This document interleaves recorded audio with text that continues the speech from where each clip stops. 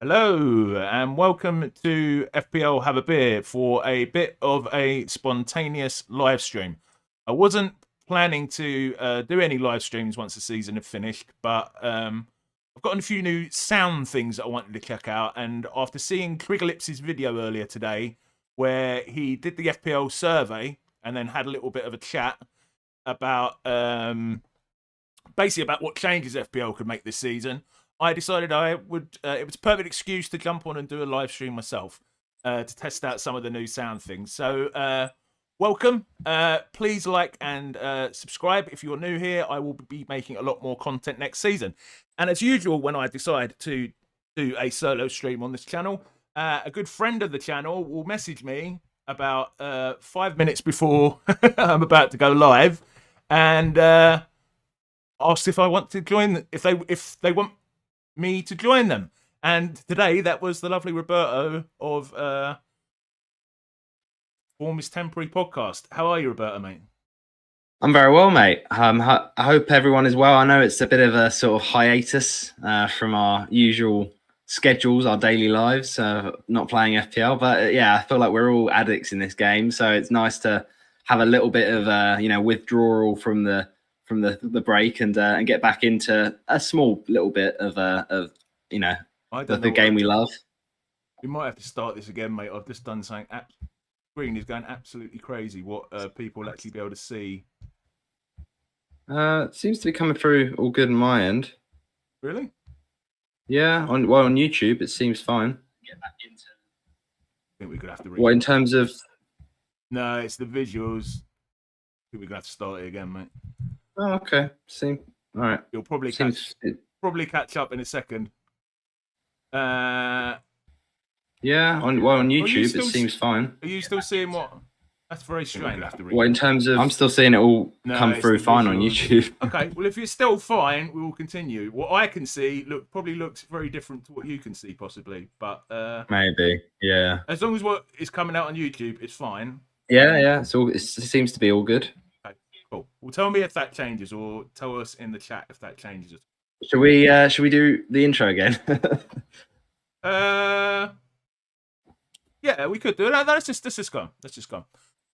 So what we're going to basically do, I'm going to have a look at my season review very briefly. By the way, if you're in the chat, do let us know what you think of these various questions and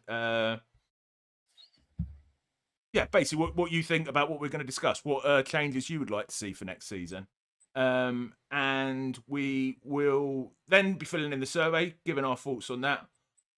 Hi, John. Yeah, there's something going on with the visuals. Basically, the thing I'm streaming in, it now looks very weird for me, but apparently it looks fine for you. So as long as it looks fine for you, that's really matters, isn't it? And then we're just going to have a bit of a chat about what changes FPL can make next season. So, should we have a look at my... I'm completely thrown my... This is my end of season report. So you should have got an email from like this. I got an email. I know some people didn't because basically they've opted out or something, haven't they? Yeah. Yeah. Why is that not? I'm gonna have to reshare the screen. It's all very. I've only had a week off, and we're all out of. It wasn't even a week. It was only a week and a half ago that I did my preview stream. End of season review. Yeah. There we go. You should have had an email like this. So this is basically my one. Number of points, overall rank 105,000. How did you do in the end, Roberto? I do believe that I may have beaten you. Oh, only luckily slightly. It was just Jared Bowen. It was Jared Bowen that put the knife in on the final day. Unfortunately, well, I didn't know. I didn't throughout the sort of the whole run-in really. Since game week 32, I think, or I took him out just before wildcarding. And yeah, he just scored every week, and I never had the available transfer to move him in.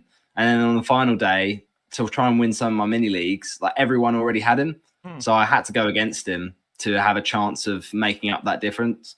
So yeah, when he got his big haul on the final day, that was painful because it was between him and Luis Diaz, and yeah, Luis Diaz his X Lively was pretty high, but unfortunately didn't get any returns. So yeah, dropped. I was only 4 points behind, or 5 points behind you in the end, which is very minimal. But unfortunately, yeah, 117k in the end, which is annoying considering I was 74k after the free hit, which went really well in 34. But it's just, four red arrows to end the season was, tough to take, but still pretty happy with the season because, it's been quite a sort of swingy one up and down. And there was a point where I was about 2.3 mil, I think, in the season. So to have, recovered to get top 117k, I'm pretty happy with that in the end. Nice. So I guess this is one of the things I say about, overall rank compared to what your actual percentage rank is. Like 100,000, I'm guessing probably up to 150,000 is still a top 2%. You got to be happy with that, really, haven't you? In the overall scheme of things. Although, did you hear that only 2 million people played their assistant manager chip? Yeah, I did hear that. So this goes back to the, we're going to talk about it in this stream about changes to the game. Like, the reason we love FPL is because it's simple, and we have known it for a long time with certain rules and simple rules that not just the engaged managers like us, but the everyday new manager that starts up playing this game can kind of understand. And so again, assistant manager comes in this season and completely complicates things to the point where even the engaged managers struggle to provide a snappy and concise video about explaining it. So it just completely ruined it, I think. I do think, mate, the reason it was only used by 2 million people is I reckon that there's probably only 2 million people playing by them. I genuinely believe that. Yeah, potentially. Although I think most things previous year's data would suggest that as well. Yeah, that is true. There is a massive drop off in terms of active managers in the second half of the season, but I think it's probably also mostly because of just too many chips. Like, we've got about 5 chips or 6 chips now, and so a lot of people tend to use chips towards the end of the season anyway because they want to do it for the mini leagues. And so then people have done, let's wildcard in 35, bench boost 36, free hit 37, and then triple captain 38. And by the time they've realized, oh, wow, we've run out of game weeks here, and I've actually got 3 game weeks I should have saved for the assistant manager. Like, I think people just didn't realize it took up 3 weeks, or they'd, already used their other chips. And you reckon they got annoyed?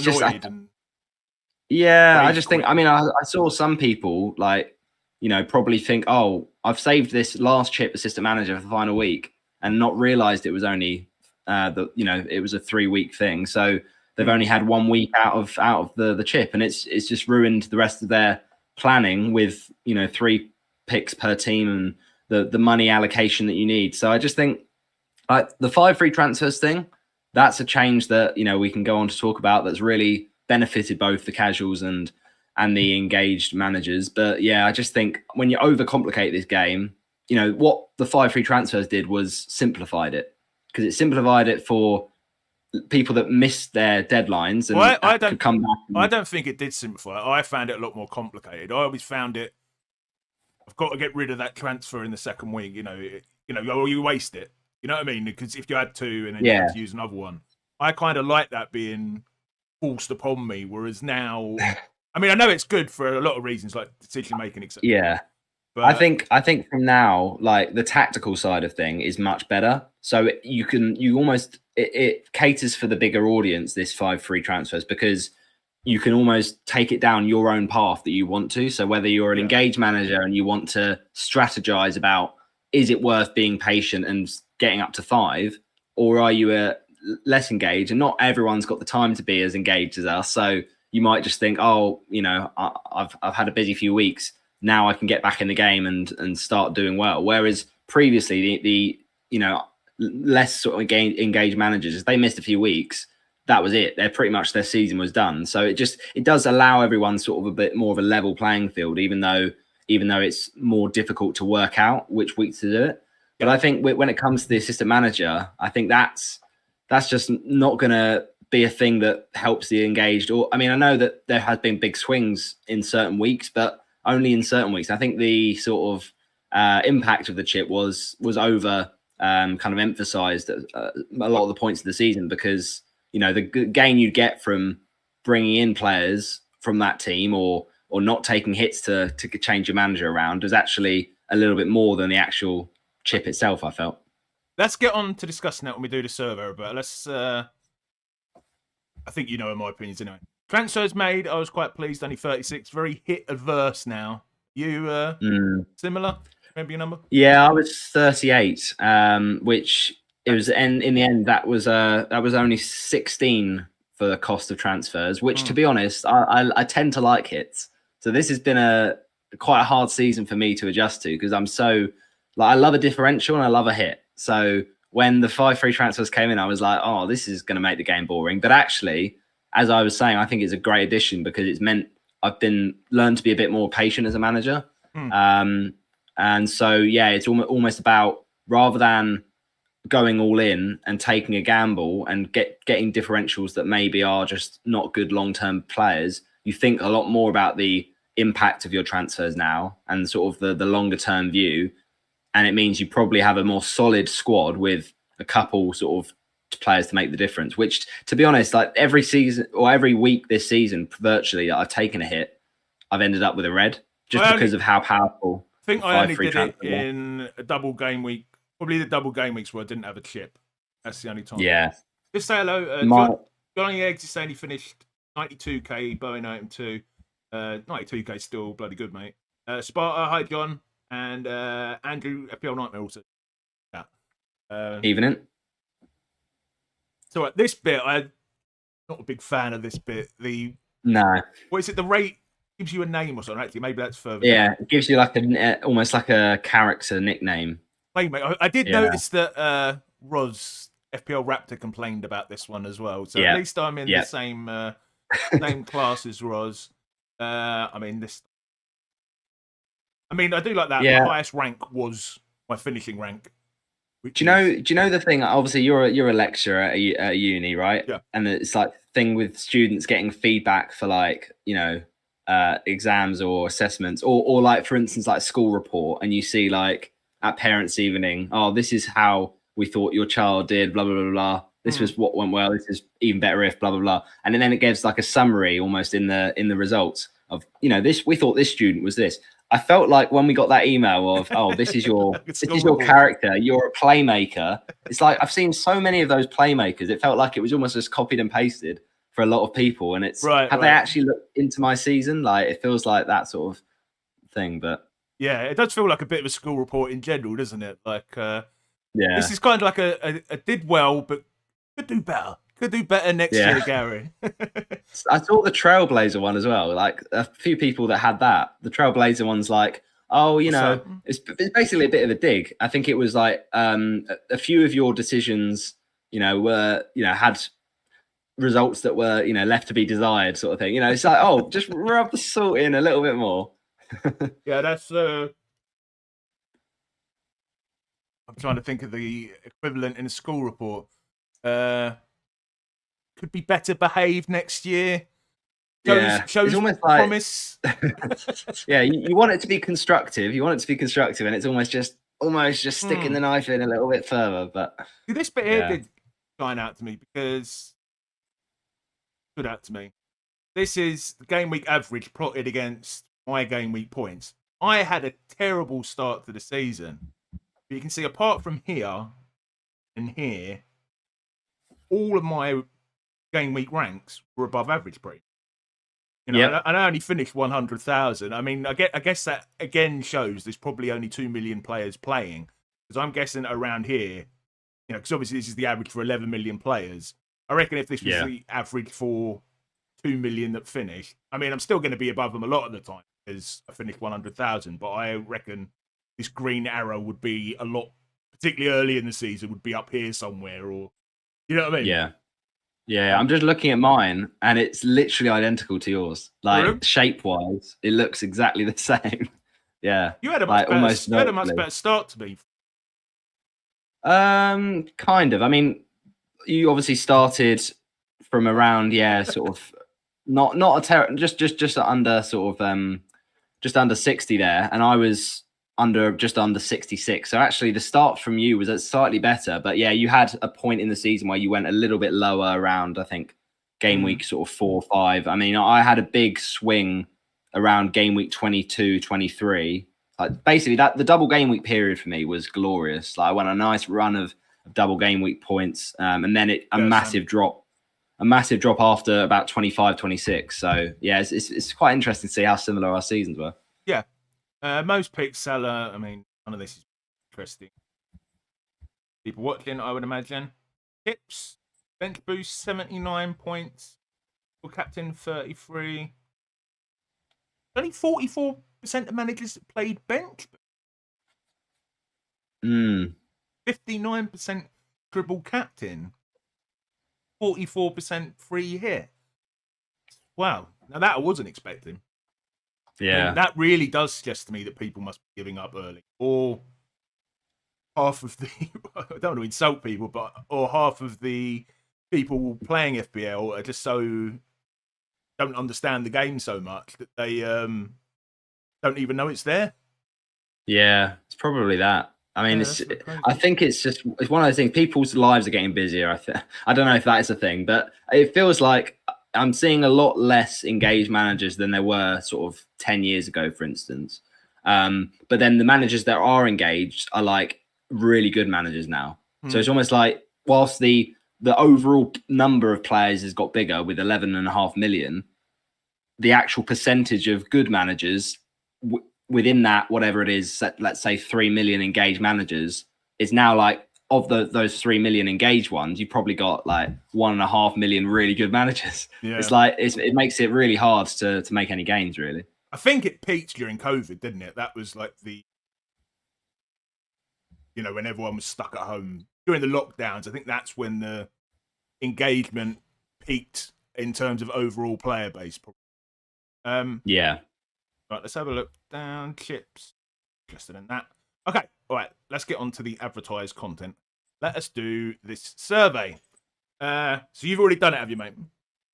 I haven't actually, no. So this will be my first time looking. Right. So yeah, as I will say, I will give credit again. This was inspired by just, plagiarism. I don't want to be accused of ripping off completely. This was inspired by Trigger Lips, who's a good friend of the channel. Probably been on him more than anyone else now, thinking about it. So credit to him, this was inspired by him doing this basically in the video earlier. But I am doing it live, so it's slightly different. Not quite plagiarism. It's more exciting. More exciting. Hi, Harry. Hi, Colm. Hi, Johnny. Egg saying 50 transfers cost us 64 points. Bloody hell, mate. First active season, so next season I won't go so crazy. Yeah, I think a lot of people do that, Johnny. I mean, it was times earlier on. I think my second season, I was making hits nearly every week to try and get the perfect team. And then after a few years, you realise it's impossible, basically, to get there, isn't it? Yeah. Yeah. All right. Okay. So, male, female, God. What was my year of birth? Put instead of God, you should put beer. Make it like a beer is answering this questionnaire. Yeah. There you go. Yeah. I'm getting older now, so let's go 1995. What would that make me? 30? No, 21. 21. Let's be realistic. Yeah. So 21 would be 2003, which is how old I am. Well, actually 2002, but yeah. That's definitely the year I was born, not the year I went to university for the first time. What country do I live in? Afghanistan. Okay. All right. Did we play FPL? How many seasons have you played FPL? How many have you played, Roberta? I think I've played. So hang on, 8. Oh, I should have really looked at this. 20. So that's 22, 23. 20. So I've played now 7 seasons. 7 seasons. Do tell us in the chat, by the way, how long you've been playing, and as we go through our answers. Yeah, I've been playing. This was my end of my 10th season, so 6+ seasons. What do you rate your FPL knowledge? Now, this one is going to get people going, isn't it? So Trigger rated himself as an expert, but we'll go with what it says here. By knowledge, we mean how well you understand the rules, features, and gameplay, and common terminology of FPL. So I would not call myself an expert, as in I finish top 10k every season, but I do think I understand the rules. Yeah, I think it's interesting. I mean, the expert term is branded a lot in the community, and people say, "Oh, if you're an expert that presents on the official FPL show or the pod, you know, you've got top 10k rank finishes and stuff." And it's interesting because what they've given is almost like you could probably have 99% of the FPL community putting themselves as a 5 here, because we all know how the game works, the rules of it, and common terminology like bust team, like bench boost, and all this stuff. I don't know how the bonus points. Well, that's that. You got to watch above average FPL for that. I have watched it, but I still don't bloody understand. Yeah, I mean that's kind of. But we know like what goes towards it. It's just what we don't understand is why it has certain changes, I guess. That's not really the rules, is it? It's more the mechanism behind the game. Yeah. Right. At the risk of airing people up, let us go expert. Okay. Right, so this is the one I really wanted to get. How would you... So I'm going to not just try and answer these. We're going to have a bit of a discussion about them as well. So tell me in the chat, how would you rate your overall experience of FPL this season, where 0 is not at all satisfied and 10 is extremely satisfied? Trigger, I believe, gave an 8 for. So, Roberta, what would you say? I mean, it's tricky, isn't it? Because the question is very broad. It doesn't give any sort of indication about what. It does get a bit more specific about things later down, doesn't it? I think this is supposed to be quite a. Yeah, it is broad, but it's quite a holistic question to put everything together and calculate. But overall experience, so it doesn't actually say in the question this season, but I assume they mean this season. Actually, I guess so. So, I mean, if we're talking FPL of all time, I'd probably give it a 5 because there's been good seasons and bad seasons. Okay, but this season. If we're just talking this season,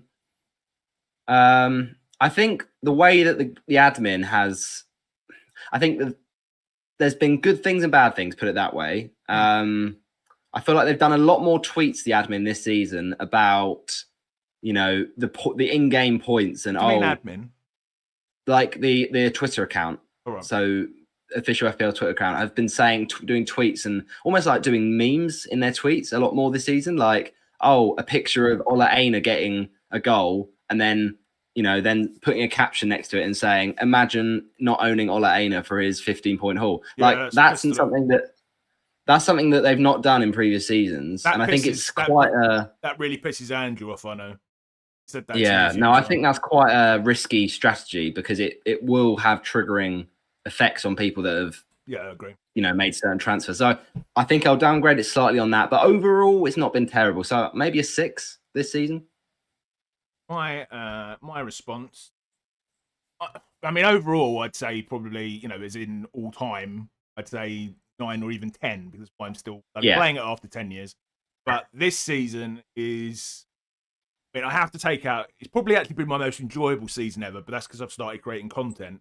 If I take that out of it, and I also try and take out the fact it was my worst finish for free, I still think this is 6 because I didn't enjoy the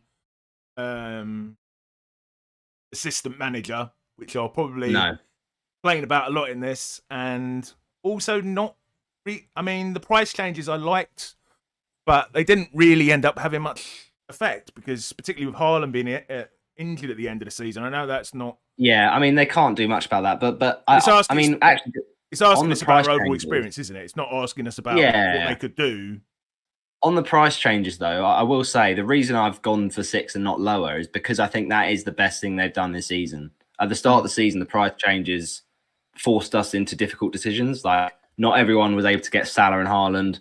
Not everyone was able to, you know, get a premium back line. Like, it was quite difficult, and I think that's what should be ahead of next season. Make us make decisions. Whereas I think it was a couple seasons ago, or maybe even last season, where it was just so easy. I think it was probably last 23-24, where it was just so easy to pick a good team. And so everyone came out with, a very sort of template team. And I think you do always go template to start the season. But yeah, I like the fact we had lots of conflicting prices this season. Yeah. So I'm going to go 6. Just look, we've got some feedback in the chat. So Johnny's going 8. Combs going 5. Oh, Harry's very harsh, even harsher than us. Sorry, Combs going 7. Harry's even harsher than us with a 5. And Sparta with a 7. Harry's saying, I personally think it gets worse each year. More content creators who think they're God, and then more people copy them. Then with leaks, it's a bit poo each year.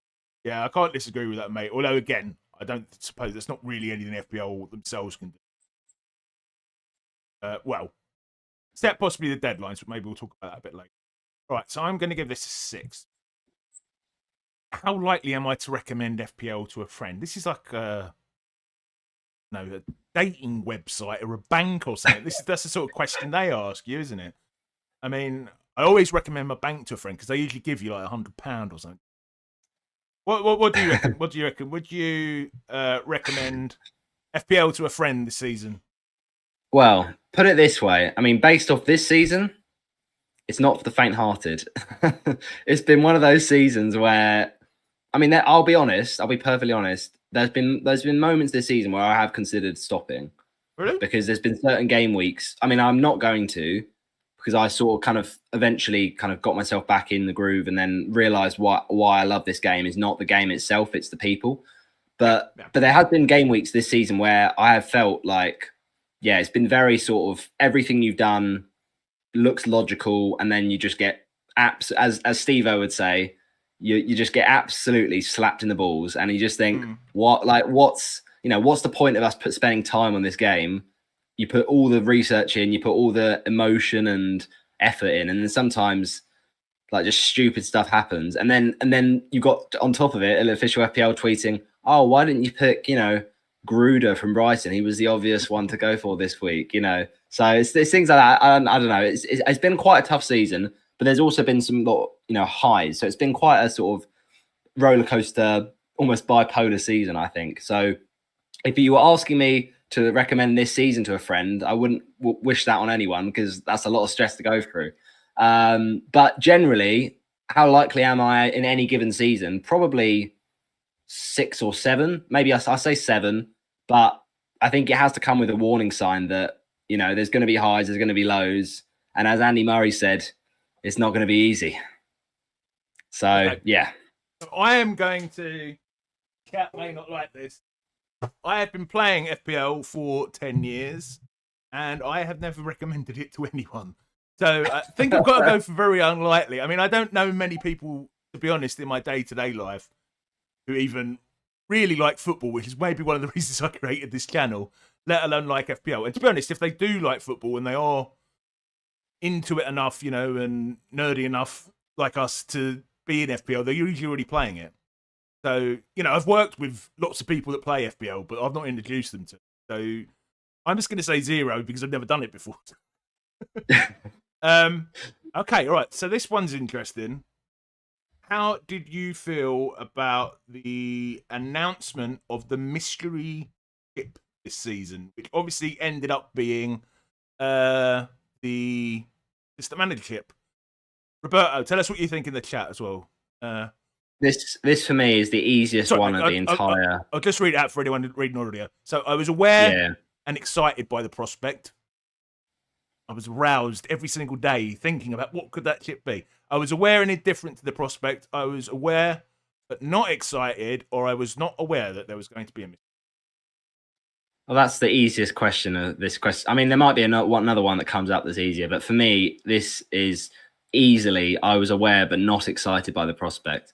Because I think when they announced that there was this mystery chip and they called it that, and then said that we're not going to tell you the info until at least December, January, I thought to myself, that's just a cop-out. Like, they could have easily said what the chip was, but then like explained what the chip was, but then not made it active until December or January. But I think by leaving it anonymous, it just infuriated people, because it was like, well, have they actually come up with an idea yet, or are they just trying to make out that they know what they're going to do? And then I'm not convinced they knew what to do, to be honest. And I think they it's such a radical change because we've not seen a new chip for so long.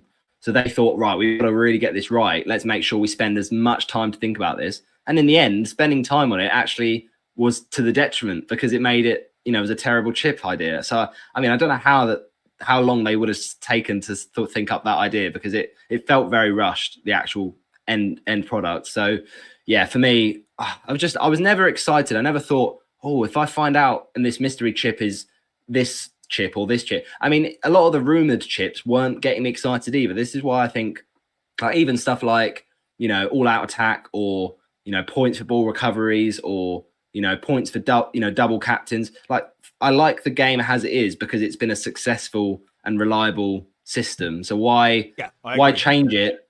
Like, I just don't agree with it. So, read out a few comments. He's saying he doesn't like surprises. No, I'm not a big fan either, mate. Barter's saying he should have been out there before season. Harry's saying I work for a big multinational company and put out an email saying I created a work league expecting 50 people, got 500. Most people didn't use this as a manager chip. Well, I've got to be honest. I'm going to put I was aware and I was excited, because before we knew what it was, I was excited, because although I do think the chips have always worked well, the thought of having something new was exciting. It didn't end up being it. It was the fact that it was the second half of the season, though, for me. I think it ruined one of the exciting aspects of playing FPL, which is the planning, because it disabled you from planning until December, January, and even by then, we got told that it was an assistant manager chip, and then said, "Oh no, we told you, but you still can't use it. You can't use it till game week 24." And like they even then did a teaser of like, "Oh, this is how the points will look for game week 23, and you still can't use it in game week 23. Here it is in game week 24 when mysterious double game week drops in." So it just felt a little bit too restricted. I thought, almost like they knew what they were doing for too long, and we just didn't have the sort of the agency to plan for it. You've convinced me. I'll go. I was aware, but I forgot about the planning part. Hey, would we like to see more chips? We'd like to see more chips introduced during the season. In the future, options. Yes, reveal it during the season. Yes, but reveal the chip before the season starts. Or no. So I think I can speak for both of us. Yes. No. Oh, no. Okay. No. The question says what I meant by during the season. Not this one. Definitely.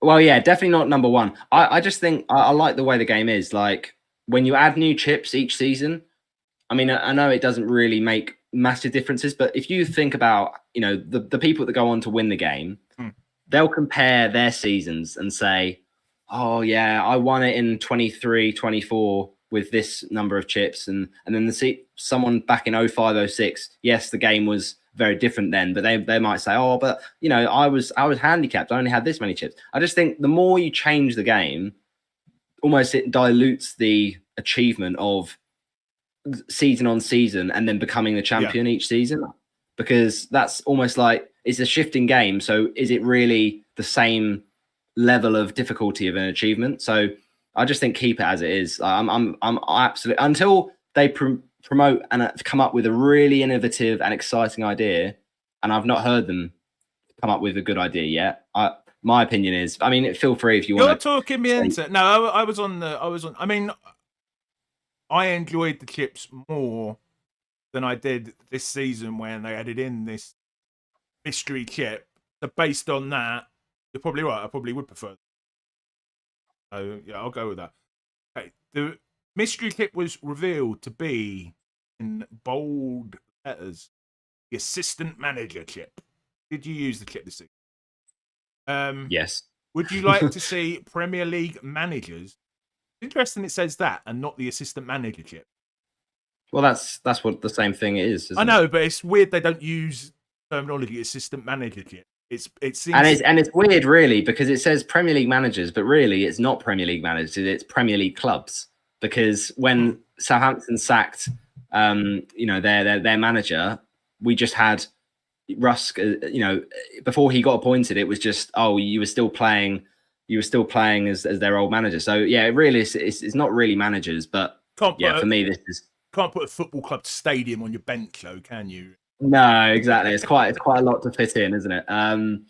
No, for me, this is a straight no, in my opinion, because I just think, like, going back to what we said, we like FPL because it's rooted in history and it's rooted in players, tradition, and players. Yeah, exactly. Not managers, not guessing. You're putting shirts out onto an imaginary pitch. You're not putting out suit and tie onto an imaginary pitch. So I just think it's suited for players. The players are the ones that score the points every single week, rather than in specific weeks where you take a gamble on a particular outcome of a match.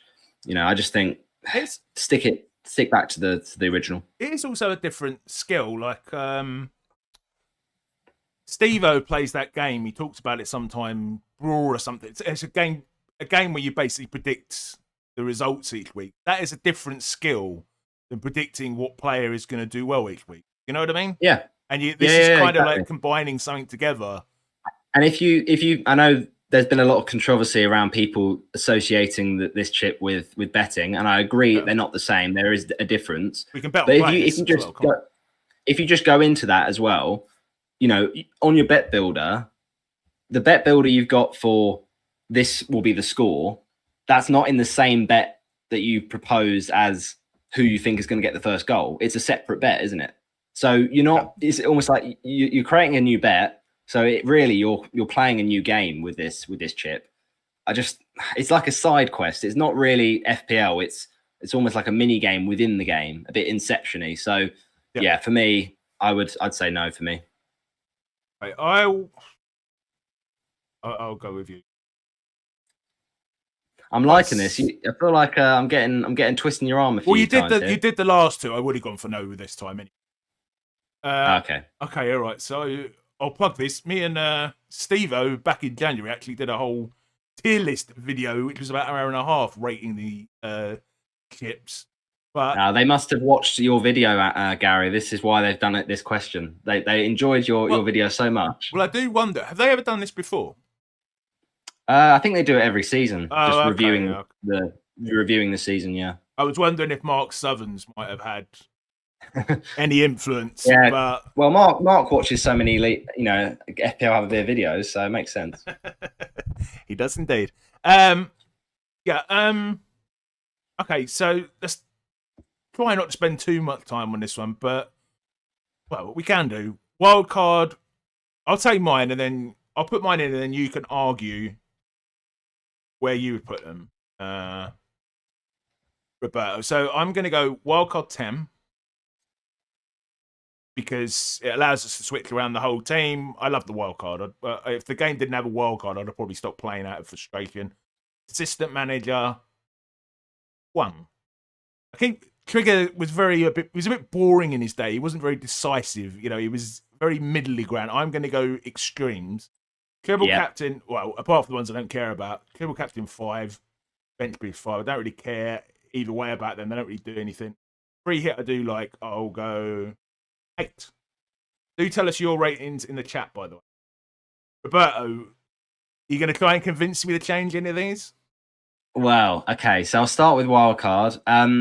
I would argue 9 for the wildcard. I mean, it's very minimal, but I think just because... The thing I don't like about the wild card is how much it's almost. Actually, this is probably a criticism of the bench boost. It feels like you almost have to do the wild card in conjunction with another chip. Whereas if you compare it to free hit, you can do the free hit any week that suits you, whether it's a week to go in on a blank or a double, or whereas with the wild card, it's because it sets you up so well. It almost feels kind of a waste to not use the wild card with a bench boost or let's say, a wild card out of a free hit or whatever. So I do generally feel the wild card can be a bit restrictive because you plan ahead.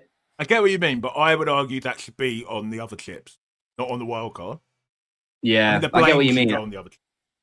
Do you think we should have 2 wild cards? Because I think 2 wild cards is too much. I honestly, I think 1 wild card across the season probably should be enough. Well, maybe, but not with all the other chips. I think all the other chips, like bench boost, make second wild card necessary. Yeah. If you were going to strip all of the other chips out of the game, maybe 1 wild card. But no, I think 2 because but let's be honest, as engaged managers, it gives us why we always, regardless of whether I'm 100,000 in going into the last 10 game weeks and managed to get up to the top 3,000, or I'm a million and managed to get up to the top 100,000, it gives us our advantage towards the end of the season. It is definitely, without doubt, it's the most powerful chip in the game. And so I'm happy to stick with your 10. Now, for assistant manager, I also I don't like assistant manager, but I don't know if I'd go as harsh as to put it as a 1. It's a 1, baby. It's a 1. It's very close to a 1. I'd be tempted by 2 or 3 though, because I think as much as I don't like it either, and I do hope it's scrapped for 25-26. The thing is, and we have to take it as, regardless of whether we've done well from the chip this season, we have to think, has it actually been a good addition to the game? And I think part of it is, if you're not sort of a massive FPL nerd and you don't know the previous chips, that like the triple captain, the free hit, and the wild card, which do take quite a lot of planning, I do quite like the fact that it's only 3 weeks with the assistant manager, because it is a sort of thing where you don't have to plan for it. You can just do it in that week and just look at the table before the game week and just realize, okay, this manager is going to get me a table bonus this week, and if I want to change it in the following weeks, I can. But I do think generally the fact that you are so reliant on I think if assistant manager, I don't want to see it come back next season, but if it came back next season and it didn't take out of your budget, and it also didn't take up one of the spots in your own team, then I would probably push it more to a 3 or a 2. But for now, as the current assistant manager is, with it taking up money in your team, I'd probably agree with you on the 1, I think. Sparta's saying add assistant manager into game week 1 only.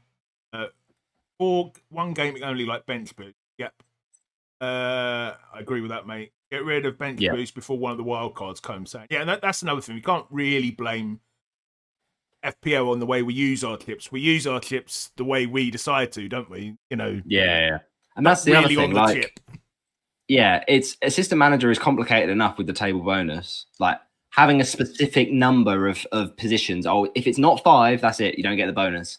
And it's like, it's not just that. It's, you can also make transfers for your manager. That just complicates it too much. Like, I think next season, if they bring it back, which I hope they don't, but if they do, make it so that it's only 1 week, and make it so that you can't change your manager, because you should plan ahead in that week, but you can't make transfers within the free hit game week. No. Like it's like the alternative of a free hit. You have the first few games of the game week, and then you're like, okay, now I'm going to change my forwards.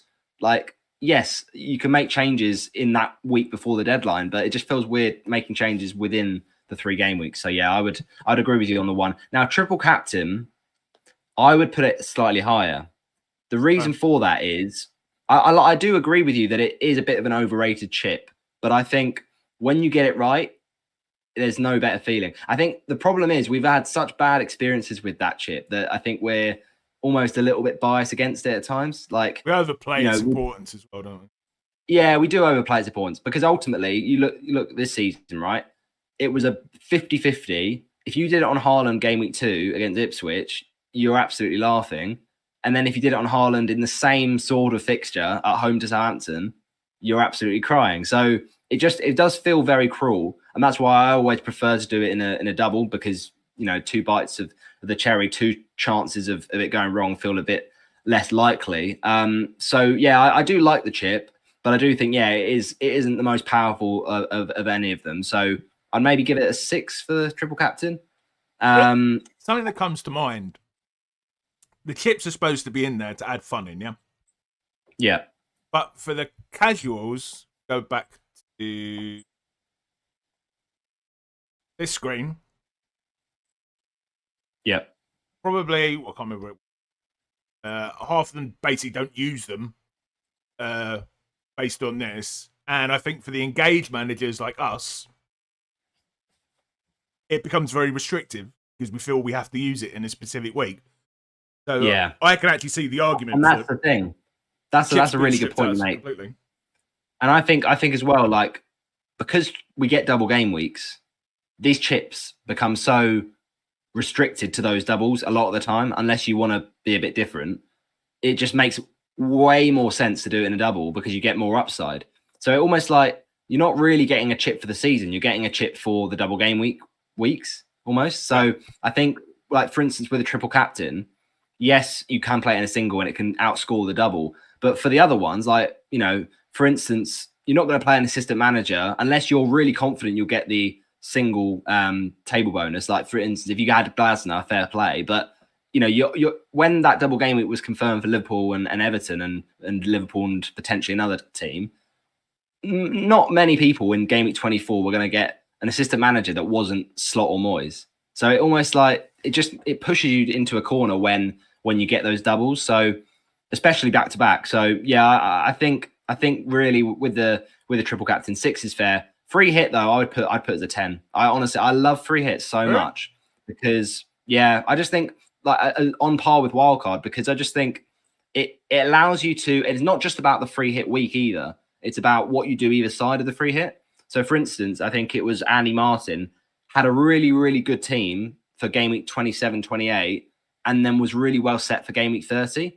And it then made logical sense in the blank to use it in 29, even though because of the fact there was, you know, not too many blank fixtures, it didn't feel the most kind of high upside play in 29 when we felt that the blank was going to be more upside in 34. In the end, of course, 34 was better, but it's very sort of team specific, the free hit. And that's why I quite like it, because if your team is, you know, really good outside of that free hit week, it's perfect really for you to reset on either side of it, I think.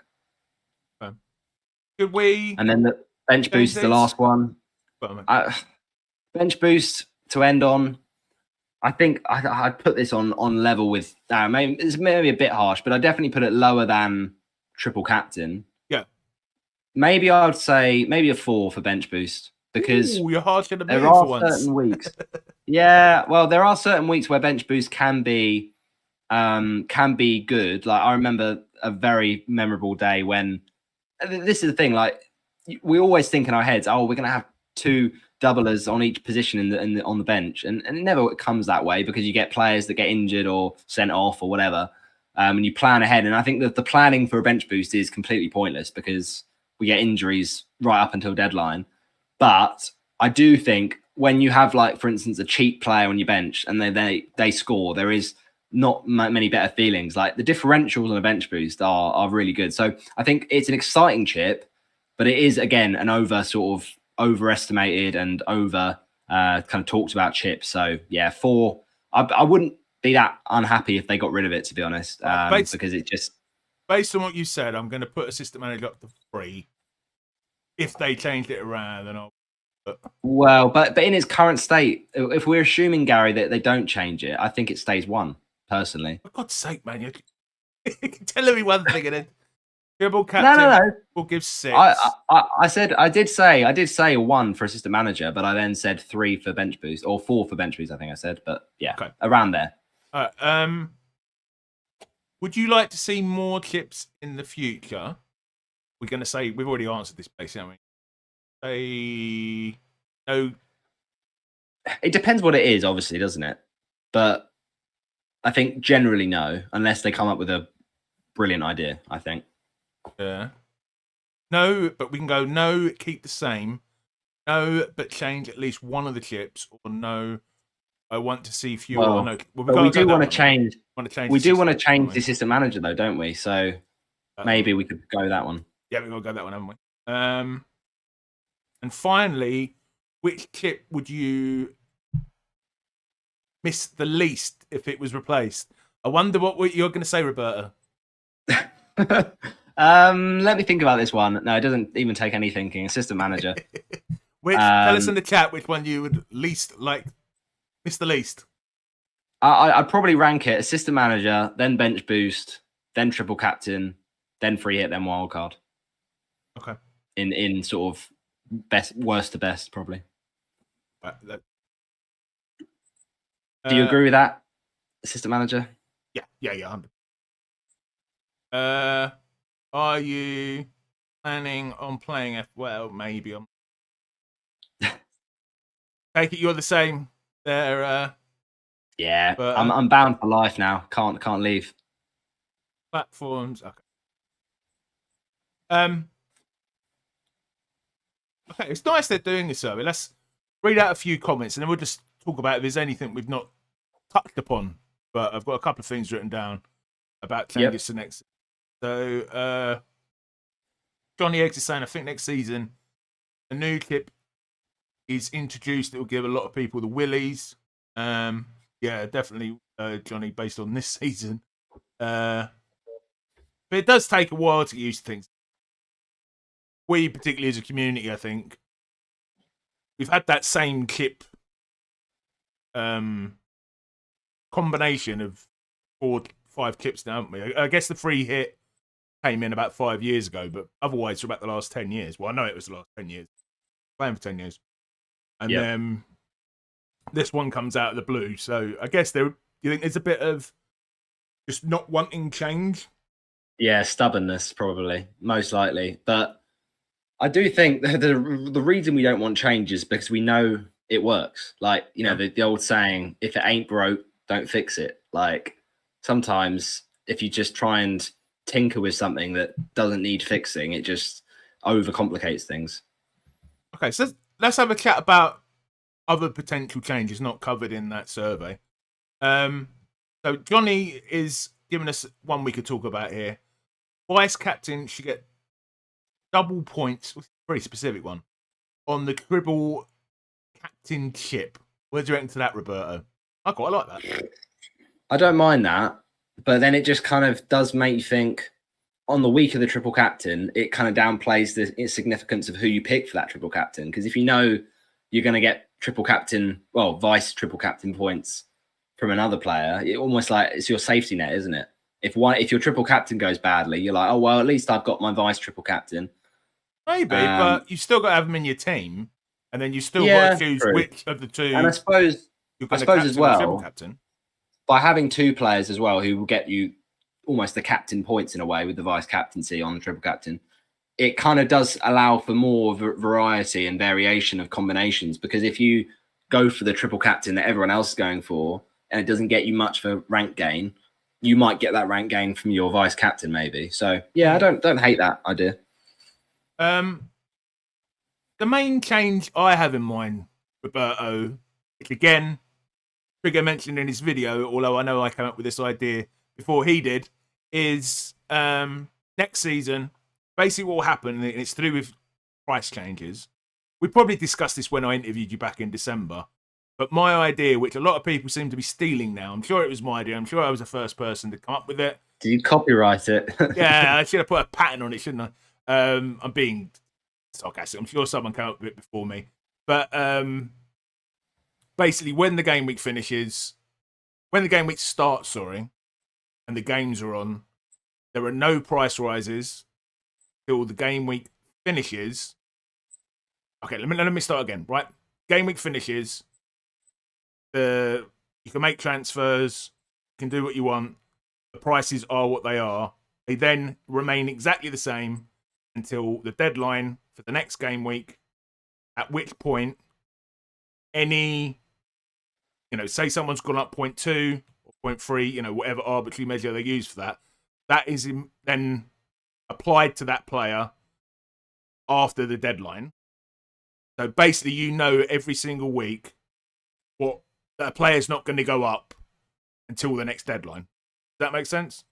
So they could go up. Does. They could go up by 0.1 or point. They could make it 0.4. Basically, what you're basically saying is all the price changes happen at the weekend when the game week deadline's already passed. Is what you're saying? And ideally, we would know what they're going to be well beforehand. I actually think the way you started explaining that, I preferred that logic. So I know you started saying one thing, and then I agree that it's good to have almost like the prices, the price changes not happening heading up until the deadline, because then it almost doesn't influence, it doesn't price us out of moves, and I like that bit.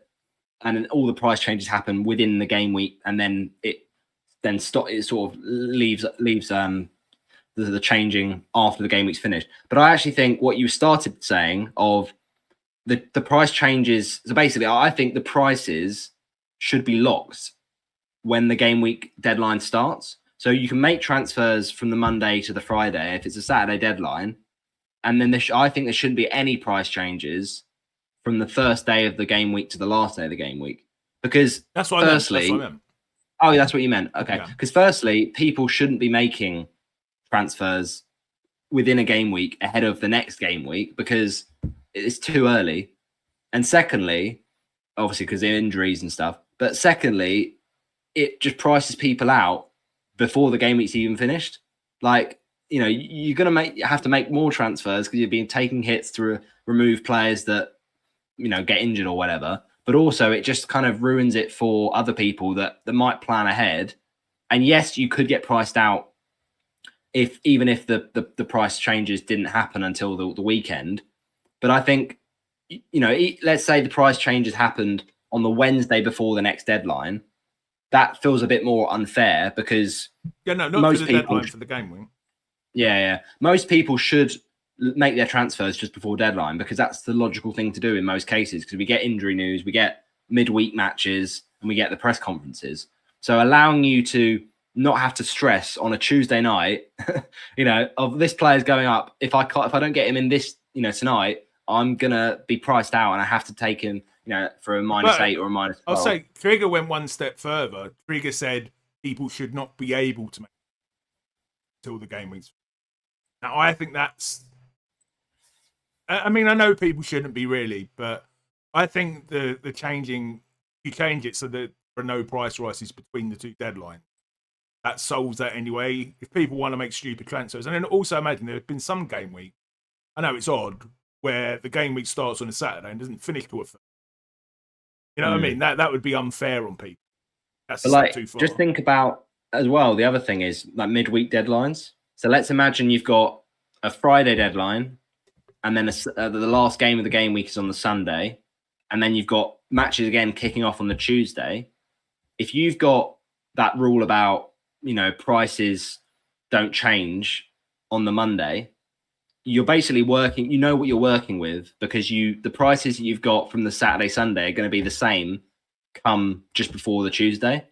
Whereas if the price changes kept happening on that Monday before the deadline, you could get priced out easily, or players could get injured, and you have to transfer in people that are a certain price, and then that player gets injured just before the Tuesday deadline. So yeah, I agree with what you say. I think almost making it harder to make transfers, for price changes to happen before the deadline happens.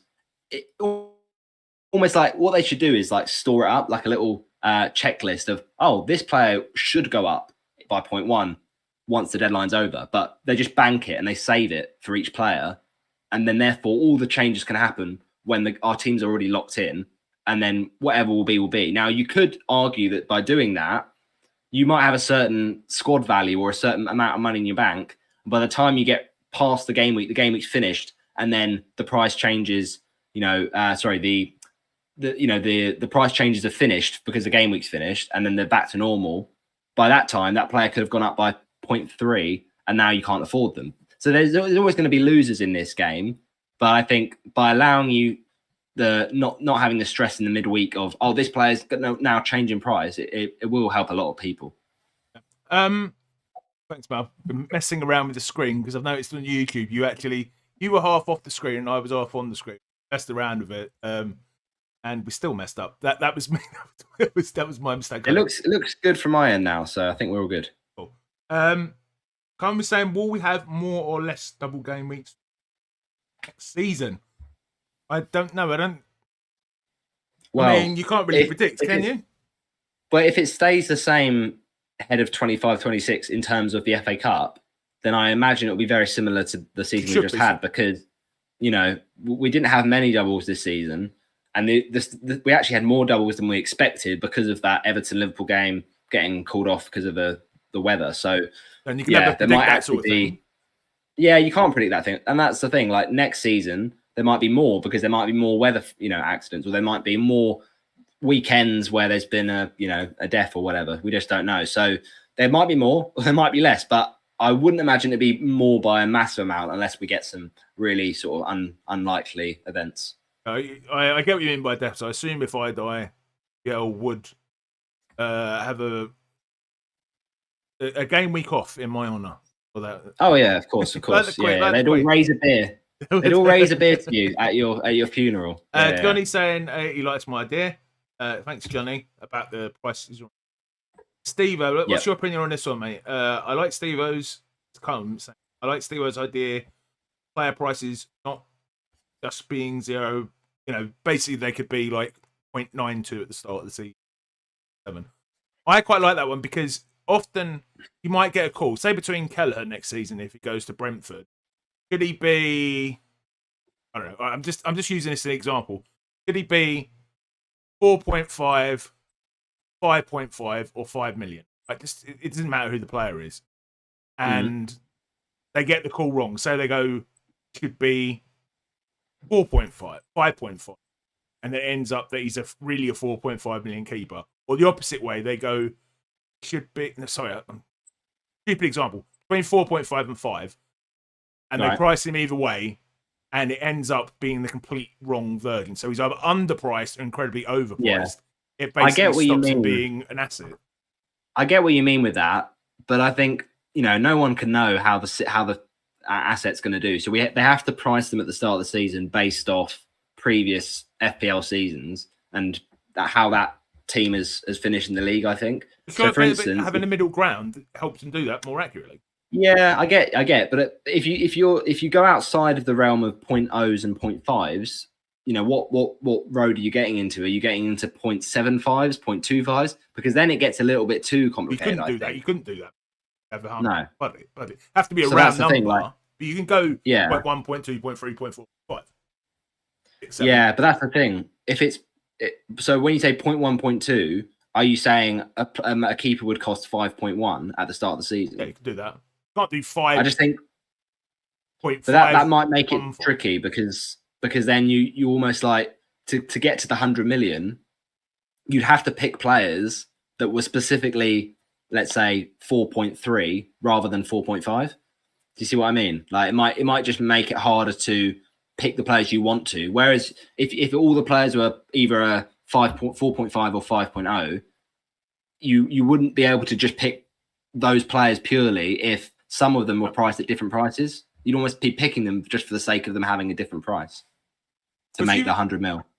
Well, if you fixed it maybe at 0.8 and 0.2, then that's a combination that still works. Yeah, that would work. Or something like that. But I think if it's completely random, maybe it wouldn't work. Like you could pair a 0.42 and a 0.4 or 0.8 defender instead of 2.5s. But I guess the max, and it's particularly important at the start of the season as well, isn't it? Price, we have got so little money. But what's the saying? A lot of games being on Friday night next season, that will stop a lot of leaks for Saturday fixtures. What about the deadline? On the deadline. What about the deadline? I am of the mood. I have discussed this, so I'm going to make a video. I'm going to make a series of clips. I'm deciding. You may have seen fans of the channel that I've made a couple of clips, mainly because I'm trying to teach myself how to edit. Don't know if you've seen them, but I've done one with Roberto, Yelena and Az, and one with Estel FBI Andy. But I'm planning to do one where, I basically, one of the content creator questions, how can FPL improve next season, and then edit in 17 of their responses. Praz, Estel FBI Andy, Mark, something like that. Takes a lot of bloody workload. So I've discussed this deadline question a lot with 31 people, and my solution is there is no solution. What do you think, mate? It's really interesting, and this might not go down well, but I think I to like 60-40, I agree with you of there isn't a solution that's going to please everyone because everyone's in different time zones. So if you fix the solution for one time zone, it will make it worse for another. You know, you got people in Australia waking up at stupid o'clock to make transfers, and I just think sometimes we do have to just go with it. But what I will say is the reason a lot of people are into FPL is because the first thing is they like football. So if they like football, I think there's more chance that people will be willing to watch a football match than they are to wake up specifically at stupid o'clock in the night to make a transfer in a fantasy game, even though they're playing FPL. Because I think football has to come first, mostly. So because of that, if we're going on the football first sort of strategy, what will be more important to people is watching the games. And therefore, I believe pushing the deadline back to when the games kick off would be more fun because it will completely eradicate leaks. There'll be no point of people doing leaks because we all get the teams.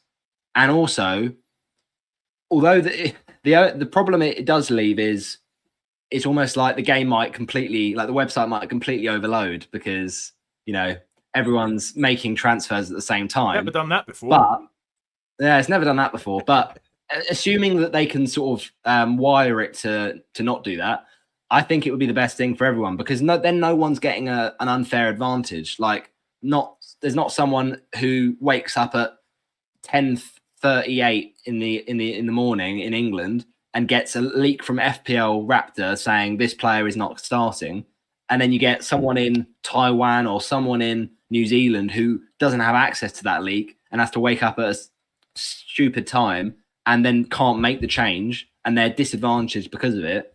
If they wake up and they want to watch the game because they like football as a sport in general, then they get the same level of kind of competitive advantage as the people like us. And then it, I think, goes more on skill when everyone knows the lineups. It's more about the skill of you as an FPL manager, not just to predict who's going to start, but predict who will get the points, because that's ultimately what the game is about, I think. So yeah, I think pushing it to the deadline would be a or kickoff time should be a good way to do it. One other thing I had noted down to discuss is, do you think they should put, I've heard a couple of ones here, quite specific. Do you think defenders should get a clean sheet point, basically, or half a clean sheet if they get to half time and haven't conceded? So they get 2 points. They get to half time and they haven't conceded. Secondly, and I like this one, really do like this one. If someone wins a penalty, they should still get the assist point, regardless of whether the penalty is. Well, it wouldn't be an assist point, even if the penalty is missed. It would be a winning penalty point, wouldn't it? 3 points. Yeah. Maybe they shouldn't get 3 points. Maybe they should only get 2 points. Yeah. I absolutely love that. The first part of your question I don't like, because I think a clean sheet is a clean sheet. You get a clean sheet, and you could be really strict and say a clean sheet is not a clean sheet until the game is over. So really, you shouldn't be getting clean sheets until the player's played 90 minutes. But I think the 60-minute rule is a good one for FPL, because otherwise it'd be impossible for people to get clean sheets because they'll concede in 89 minutes. But the other part of your question of making that change, I think ultimately it's tricky. But ultimately, I think with penalties, like, they are such a high probability of scoring. So I think when they aren't scored, it does punish the person that wins the penalty if you don't get the points for that player. So I absolutely agree. You shouldn't be getting assist points because it's not guaranteed to be an assist. Now, obviously, if a player wins a penalty and that other player that then scores the penalty, then you get you get the winning penalty points plus assist point. But then if the penalty is missed, then you just get the winning penalty point. Yeah, I agree with that, because it's just not fair as well. And the other thing, whilst I remember, as well as getting points for that player winning that penalty, I think whoever's given away the penalty, if you've got them in your team, should be minus points. Because if you own someone that makes fouls, gives away penalties, I think that should be punished. thing is, like, it's not an assist. I think they could maybe get 2 points for winning a penalty. And even if it is the player who wins the penalty who takes it, I still think they should get points to win the penalty. I don't think it should be as high as for an assist. So reduce it to like 1 or 2 points.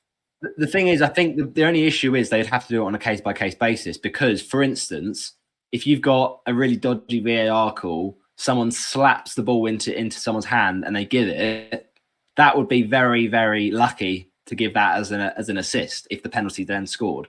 So in that case, I wouldn't give the assist. I'd just give the winning the penalty points. But it's not an assist, yeah. That's all it is. I mean, no, whatever, however they win the penalty, you give them the winning the penalty.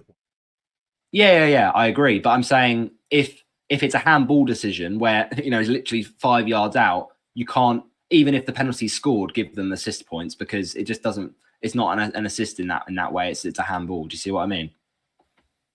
I'll read a couple of comments out, Roberta, then we're going to have to finish because I promised people I live with will be done by 9 because apparently my voice is very loud. Catalonac is saying you can't captain the same player 2 times in a row. What do you reckon to that, mate? I like that one, actually. It would make a... I agree. I think it does because it does get boring. I know that people will argue, well, I want to get the most points. So if Haaland's just got back-to-back hat-tricks, why should we get punished for picking the best captain in 2 weeks in a row? But yeah, it does make it more fun, and also not just more fun to pick a different captain, but also I think more chance of you getting rank gain. As good as it is to get a captaincy return with a triple captain or with a captain of a hat trick for Haaland, the back-to-back weeks you captain Haaland, as many points as he'll get you, the rank difference won't be that big because everyone else will be doing it. So by kind of being forced into being a bit differential. Now, people don't, the dullard managers won't like that, but I think it will make the game better for the majority because it then again increases the level of opportunity for different managers. Tom is saying it's harder for players to play in other parts of the world. If you were in the top, this would be very popular, I don't think. You were in the top 5K in the previous season, you'd have a 100-point handicap. 100K 50-point handicap. Yeah, I don't think that one's going to be very popular. Come as much as I love you, mate, I don't think that one is going to fly. Okay, everyone, I'm going to have to end now. I apologize for the slight. Usually it's audio issues, but it's actually been visual issues in this one. But good for the audio listeners. But I will fix that. It's not been too bad, has it? No, it's been good. It's been good. Yeah, if you would like me to do a few more live streams I'm going to be coming out again with live streams as soon as the game starts. It's launched pretty much, and doing some interviews as well. Going to cut down on the interviews a little bit, Roberto, but maybe one a month. But if you'd like me to do any more live streams, it's always great. I enjoy it. Part of the reason I was doing it tonight is I was feeling a bit. Do you get that content creator itch a bit, Roberta? Now the season's over. That's why he messaged me 5 minutes. And I will be happy to do one. I hope you're having a great summer so far. Please do like and subscribe to the channel if you are watching for the first time. And I will see you soon.